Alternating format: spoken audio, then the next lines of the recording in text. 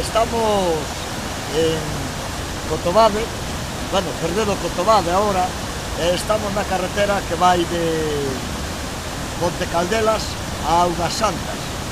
E isto que vedes ao final é o río Calvello, que despois no seu descenso hacia o Verdugo, pois fai varias caídas, varias pozas, que como veredes, pois teñen un encanto, verdad?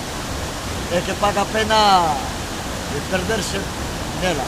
Ademais, durante todo o recorrido vamos a ver varios muiños, vamos a ver tamén unha pontella, paga a pena o entorno.